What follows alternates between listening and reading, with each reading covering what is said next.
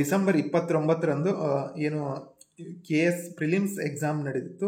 So ಈ ವಿಚಾರವಾಗಿ cut off marks ಎಷ್ಟಿಗೆ ನಿಲ್ಬೋದು, ಮತ್ತು ಪರೀಕ್ಷೆ ಬರೆದವರ ಸಂಖ್ಯೆ ಎಷ್ಟಿತ್ತು, ಮತ್ತು ಪ್ರಶ್ನೆ ಪತ್ರಿಕೆ ಹೇಗಿತ್ತು ಎಂಬಂಥ ವಿಷಯವಾಗಿ ನಾನು ಈ ವಿಡಿಯೋದಲ್ಲಿ ಡಿಸ್ಕಸ್ ಮಾಡ್ತಾ ಇದ್ದೇನೆ.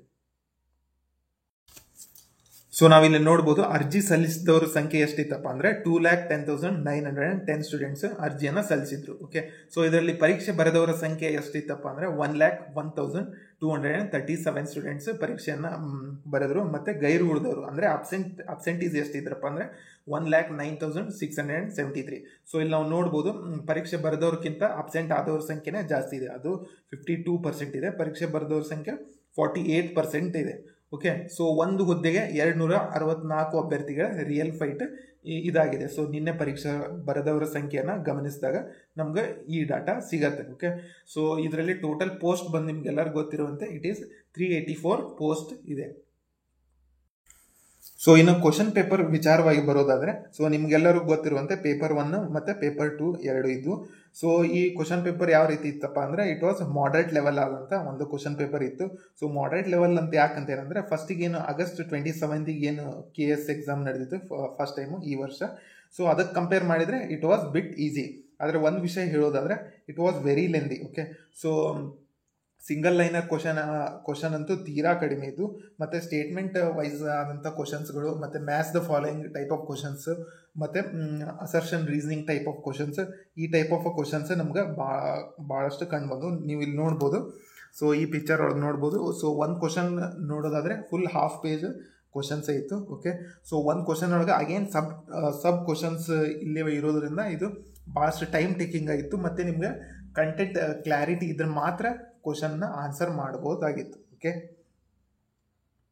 So coming to paper 2, question paper ಏನೋ ಈಸಿ ಇತ್ತು, ಆದರೆ ಆಪ್ಟಿಟ್ಯೂಡ್ ಏನಿತ್ತು ಸೆಕೆಂಡ್ ಪೇಪರಲ್ಲಿ ಅದು ಭಾಳಷ್ಟು ಟೈಮ್ ಟೇಕಿಂಗ್ ಆಗಿತ್ತು.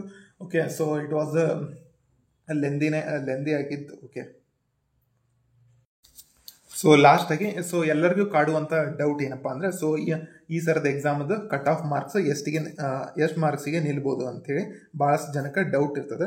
ಸೊ ಕಟ್ ಆಫ್ ಮಾರ್ಕ್ಸ್ ಏನಿರ್ತದೆ ಅದು ರಿಸಲ್ಟ್ ಬಂದಿಂದನೇ ನಮ್ಗೆ ಎಕ್ಸಾಕ್ಟ್ ಆದಂಥ ಒಂದು ಕಟ್ ಆಫ್ ಮಾರ್ಕ್ಸ್ ತಿಳಿದು ಬರ್ತದೆ. ಆದರೆ ಸೇಫ್ ಸ್ಕೋರನ್ನು ನಾವು ನೋಡೋದಾದರೆ for general merit students it is 180+ marks ನಿಲ್ಬೋದು ಅಂಥೇಳಿ ಇದು ನನ್ನ ಒಂದು ಪರ್ಸನಲ್ ಒಪಿನಿಯನ್. ಓಕೆ, ಸೊ 120 ಮಿನಿಟ್ಸಲ್ಲಿ 100 ಕ್ವಶನ್ನ ಸಾಲ್ವ್ ಮಾಡೋದು it was not that easy task. Again ಮತ್ತೆ ಒಂದು ಕ್ವಶನಲ್ಲಿ ಮತ್ತೆ ಸಬ್ ಕ್ವಶನ್ನ ಸಾಲ್ವ್ ಮಾಡೋದು it was not that easy. Okay, so ಈ 180+ ಮಾರ್ಕ್ಸ್ ಏನಿರ್ತದೆ, so for both paper 1 and paper 2 ಇಷ್ಟು ನಿಲ್ಬೋದು ಅಂಥೇಳಿ ಇದು ನನ್ನ ಒಂದು ಅನಿಸಿಕೆ. ಓಕೆ,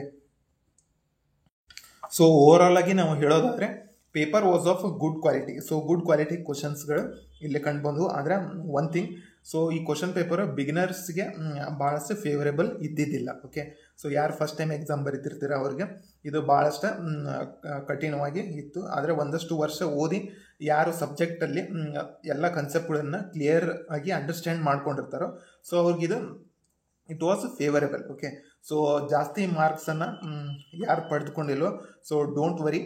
ಸೊ ನೆಕ್ಸ್ಟ್ ಎಕ್ಸಾಮ್ ಯಾವುದನ್ನು ಕಟ್ಟಿರ್ತೀರ ಅದಕ್ಕೆ ನೀಟಾಗಿ ಪ್ರಿಪ್ರೇಷನನ್ನು ಮಾಡಿರಿ. ಸೊ ರೆಕ್ರೂಟ್ಮೆಂಟ್ ಬಂದೇ ಬರ್ತಾವೆ. ಸೊ ನಮ್ಮ ಪ್ರಯತ್ನವನ್ನು ನಾವು ಯಾವಾಗಲೂ ನಿಲ್ಲಿಸಬಾರ್ದು. ನಮ್ಮ ಎಕ್ಸಾಮ್ ಪ್ರಿಪ್ರೇಷನ್ ಯಾವಾಗಲೂ ಕಂಟಿನ್ಯೂಸ್ ಆಗಿ ಇರಬೇಕು. ಓಕೆ, ಸೊ ಇನ್ನೂ ಯಾರೆಲ್ಲ ನಮ್ಮ ಚಾನೆಲ್ನ ಸಬ್ಸ್ಕ್ರೈಬ್ ಮಾಡಿಲ್ಲ please do subscribe. Thank you for watching. Thank you.